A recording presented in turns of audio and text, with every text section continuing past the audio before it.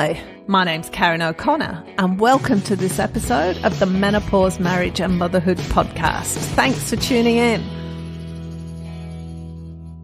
I've had an interesting week. Again, my life seems to be filled with interesting weeks, and this one was really interesting. I'm just laughing because I'm standing in the paddock here. I've got the two cats who followed me down into the paddock because they tend to come along on walks with me, and the three horses are looking at me all bemused.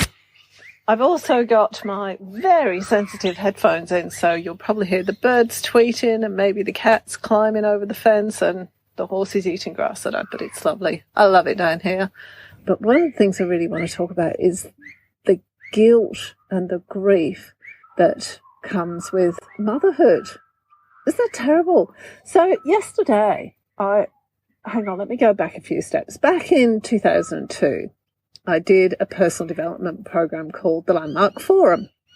And I've done a lot of Landmark Educations programs since then. I really like Landmark. It's always really worked for me. Some people don't like it, and it's each to their own. For me, it's always been really, really beneficial.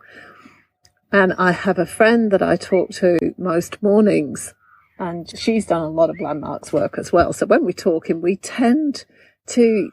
One of the purposes of the conversations isn't to just pass time of day and have a gossip, which sounds really judgmental. I don't mean it like that. But one of the things we want to do is use each other's skills to move our lives forward and look at what's stopping us. And it started off being around money. We wanted to work on our money situations and what we thought about money, what we did with money and all the rest of it. And it's turned into a general personal development coaching call that we have. Some mornings it's not. Some mornings we just pass the time of day, but a lot of the times we don't. And what came up yesterday, I realised yesterday, there was an incident when I was about 5 years old and we moved house.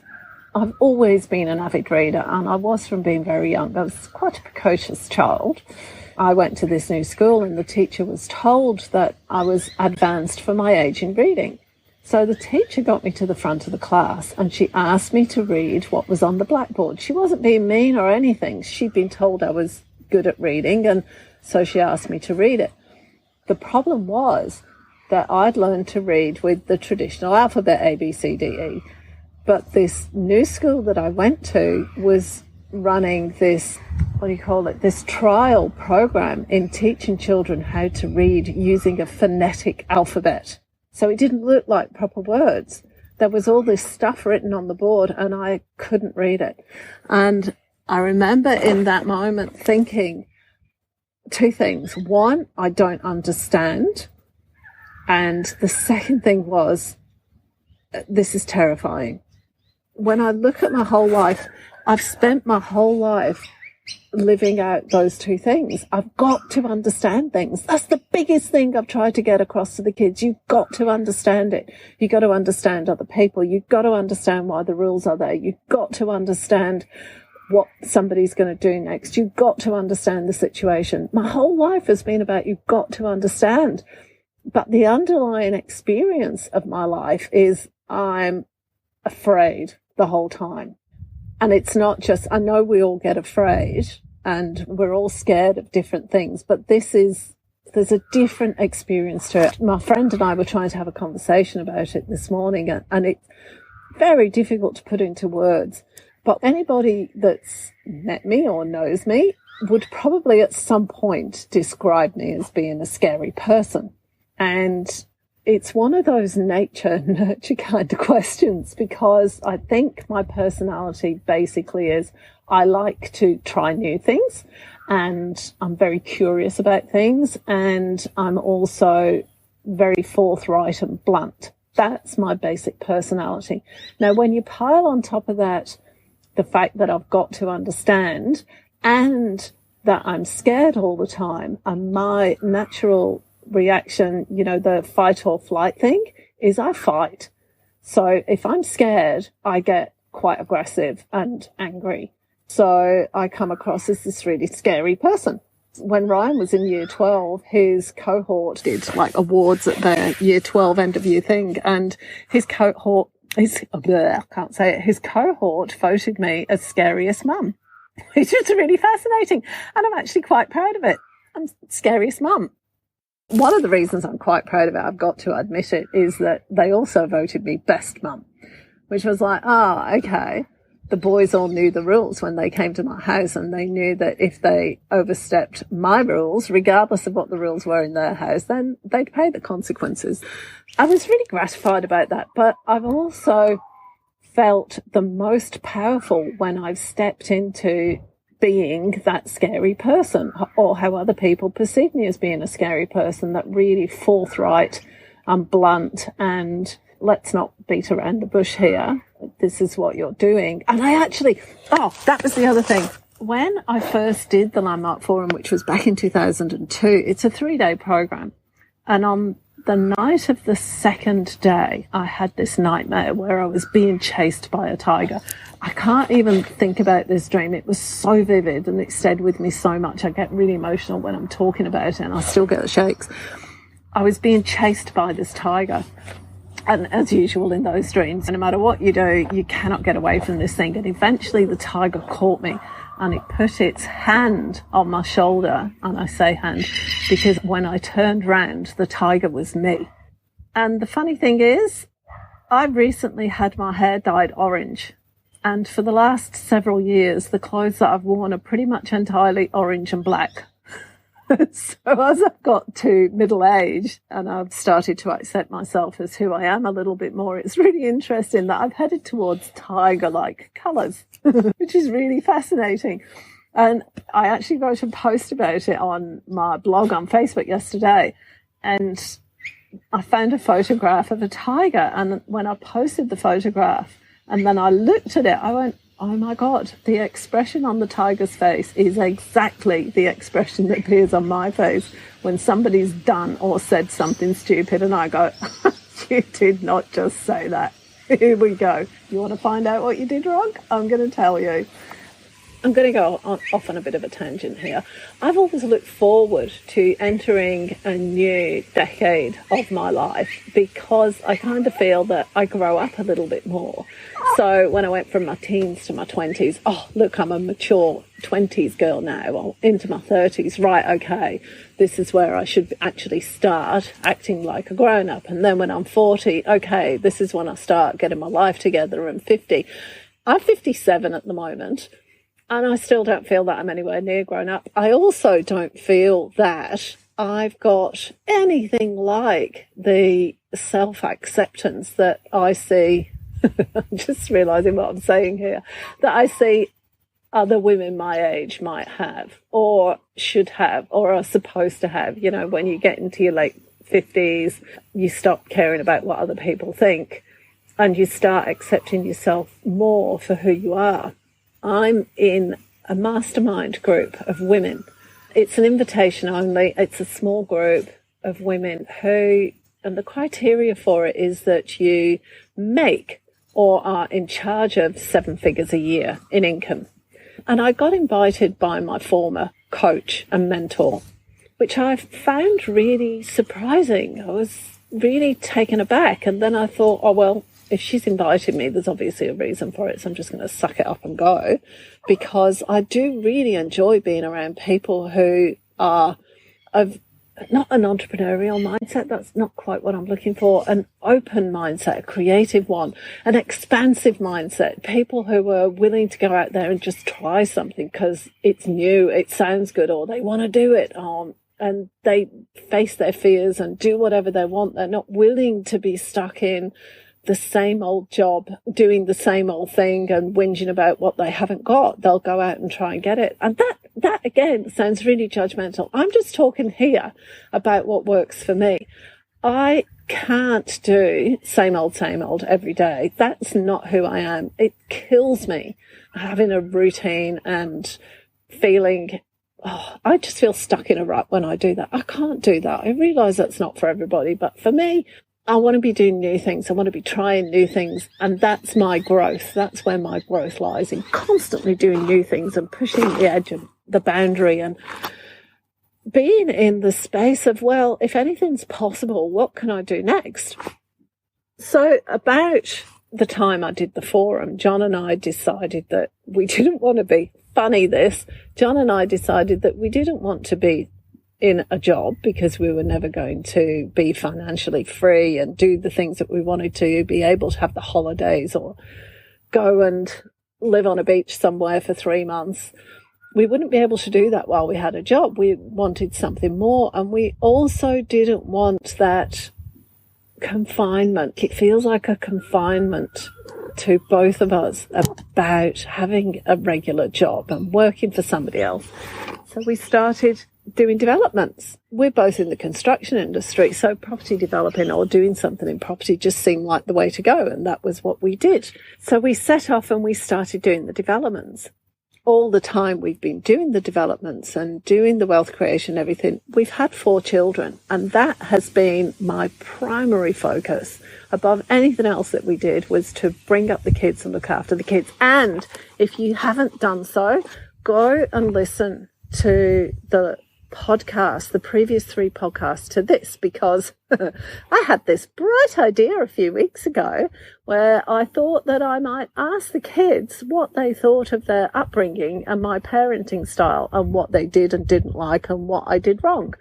So I put it out there to the 3 kids and then had a major meltdown because, seriously, I've made so many mistakes in my parenting.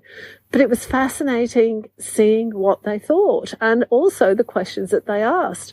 Ryan's my second son, we had a conversation about how I communicated to them as teenagers. How did I get through that teenage hormonal fuzz and communicate what I wanted them to know and what I thought was important to them, and also hear them. Kira, who is my 3rd child and my eldest daughter, she came armed with a list of questions. She put some serious thought into it, and it was just fantastic because they were quite unexpected. The conversation that I was really dreading was the 3rd conversation I had, which was with my eldest son. We haven't always seen eye to eye, I think probably because we're a lot alike in a lot of ways. And so I was really dreading what he'd say, but it was a fabulous conversation. He's done a master's degree in politics. He can ask the most insightful questions. He's very analytical and very, how do I put it? He wants to understand. So his question was, what did I learn from each of the different children? And how did I change the way I parent to suit each child? What did I see was the most important thing for each different child to learn? They were fascinating questions. And for me, I don't know whether for Jamie, but for me, it really changed who he is for me, because he was really kind and really thoughtful, and he just dealt with it from a space of love. It was fantastic. So go and listen to those if you haven't. It was Ryan's was the first one, Kira's was the second one, and Jamie's was the 3rd one. I've completely forgotten where I am now. That's right. So the kids were my priority as we were doing all the developments and everything. But my intention with the developments, if I think about it now, was never to get hands-on involved. John and I work well as a team, but we don't work well together. So as a team, I've got to be responsible for some things and he's got to be responsible for others, because we work in completely different ways. It's always been about making the most of our personal skills and things that we're good at. I can't think of a better way of putting it than that. John is a brilliant project manager. He's absolutely brilliant. I kind of don't like that. What I'm really good at is finding the deals and then checking the deals out to see whether they're going to work. And then at some point during that process, John picks it up and runs with it. And then we go on to finish the deal.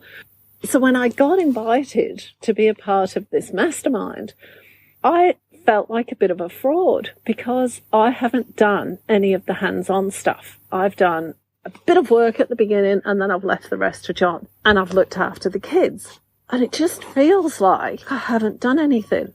And when Jamie asked me the other day what I'd learned from raising Keely, who's the youngest one, I told him a story that I told my friend a couple of years ago where I feel like Keely's actually raised herself because I've had very little to do with it. She's the youngest of 4 and I've been parenting for nearly 26 years and I'm kind of over it. So most of the time I'll leave her to her own devices. Having said that, she is very self-disciplined, and she knows if she does something, it's not going to go well for her. She can't live with herself because she really gets integrity. And if she gets caught, like she has done a couple of times, she just sucks up the consequences. So there was an incident about 12 months ago where she went to a party that she hadn't told me about, and she got drunk. And I happened to come across the videos because they appeared on my iPad by mistake. And she was 15 at the time, and I was absolutely furious at being misled and being lied to. So I grounded her for the term. She's at boarding school. I grounded her for the rest of the term, which was 8 weeks, where she couldn't go out of the house. All she could do, she was allowed out of the house, out of the school grounds for an hour or two on a Saturday afternoon to go into town to buy whatever she wanted. Apart from that, no, don't ask to go anywhere, don't go anywhere. And she didn't. She lived with the consequences. She was just in the space of, yep, fair enough. I knew if I got caught, I was going to pay for it, and I did. What I got out of the conversation with Jamie, or in that conversation with Jamie, was that, well, what if my parenting of Keely is just really easy because it's the fourth one? What if I actually don't need to put in the effort that I did when Jamie was little, when my eldest son was little, because I've already done it 4 times or 3 times before Keely, and I'm used to it. So it becomes much more effortless. Like with swimming, you start swimming and it's really hard work, but it gets easier and easier, and you have to go further and further to find it difficult. What if it's like that? I hadn't even considered that. I do know that if I don't find something difficult, if it's not hard work, I don't value it. And it's something that I've noticed in myself before, and it's something that I really do want to work on, because if I find it easy, it means that I'm good at it. Somebody said to me years ago, you know when somebody is really, really good at something because they make it look effortless. So maybe that's the key for me. That's the lesson to learn. Because I was talking to the lady that runs the mastermind group, and I said, yeah, I feel like a complete fraud. I feel like I don't belong there because it's John who's gone out to earn the money. It's John who brings in the money and everything. It's not me. And I've been doing stuff online for a few years and had 0 success financially. I've had a lot of great reviews for the stuff that I've written and the stuff that I've got in the podcast, but I haven't earned any money from it. And my friend said, why is money the only measure of success? If you hadn't spent the time finding all those projects for John or businesses or whatever and doing the work into it and then handing them over to him, he wouldn't be able to do it because that's not what he's good at. What if this is actually a team effort and you are just totally not valuing yourself? Okay, I had to break off because my neighbour decided to start mowing the lawns. So if its background noise sounds a bit different, that's because I've had to come inside. When I started to look at it, I thought to myself, why do I have to make money in my own right? Because that was what it was all about. That's been a big missing for me for a few years now. I've got to earn the money, not just rely on John. I've got to do it. And I haven't counted anything that I've done as counting towards the income that's coming in, because it comes out of the part of the work that John does and not what I do. So I wanted to earn some money in my own right so I could prove my worth within the relationship and prove my worth as a human being. And then I thought, what is it I really want to do? What do I want out of the blog and the podcast and all the other stuff that I do online? And really, it is just solely to connect with people and to reach out to people and see if I can make a difference for somebody in some short way, even if it's just entertainment because they laugh at something that I've written, or whether it's to go, oh my God, I'm so glad somebody else feels that way about their kids because they can be really annoying sometimes, or whatever it is. Or whether it's somebody who's going through a similar kind of process in terms of pain management that I'm doing at the moment. I don't know, but that really is the purpose of what I'm doing. That's the drive behind what I'm doing. That's what drives me. What doesn't drive me is the money. I like having money. Do not get me wrong. I really enjoy it and I like having a lot of it. But earning the money isn't for me a driver in and of itself, like it is for a lot of people. And I've counted that as meaning that I don't belong in this mastermind group of entrepreneurial kind of people, and that I can't count myself as somebody who is successful or anything else. And I can't count myself as successful or anything else. And then this morning, I follow a lady on Facebook. I actually can't remember her name, but she has a blog called Muddy Mayhem, and she's an eventer in the UK. So eventing is a horse riding discipline where you do dressage, show jumping, and cross country. And that's what I love as well. I love that kind of thing. And I'm not very good at it, but I really enjoy doing it. I love hooning around a cross country course as long as the jumps aren't too big. I'm not that much of a brave heart. I'll just be a little bit of a coward when it comes to it because I've fallen off a lot of times. So I'll just keep the jumps quite small. Thank you very much. And this lady said somebody came up to her at a competition and said, "Don't you think that the clothes you're wearing make you look like an amateur?" And she said, "But I am an amateur. And there's actually nothing wrong with that." It's like we're caught up in this belief that we have to be the best at something or else it doesn't count. I'm caught up in that belief that I've got to be the best at it or else it doesn't count. And if you look at my life and the things that I get upset about and the things that depress me, that's what it's all about. If I'm not the best at something, I'm like, oh my gosh, what's the point of doing it?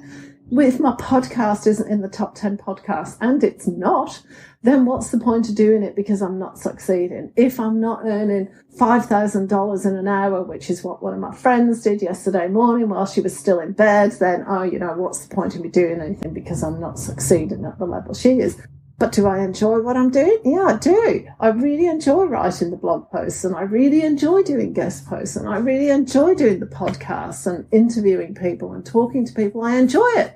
So why would I stop doing that because I'm not the best at it? And how do you measure success?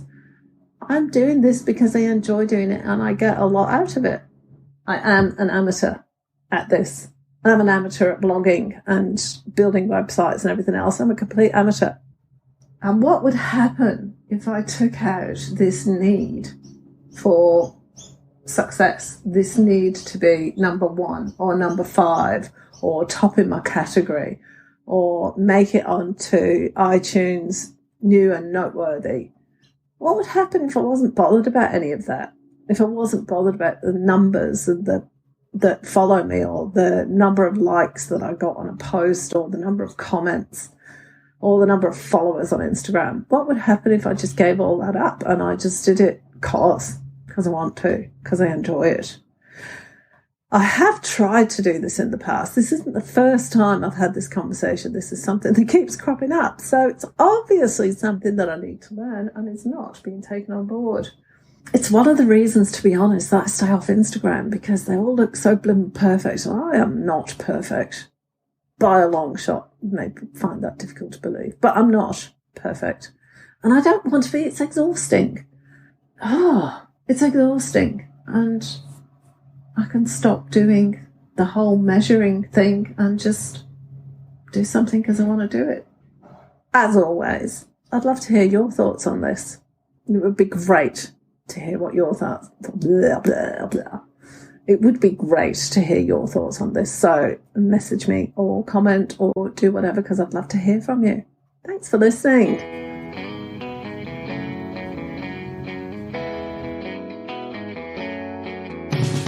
Thanks for listening to this episode of the Menopause, Marriage and Motherhood podcast.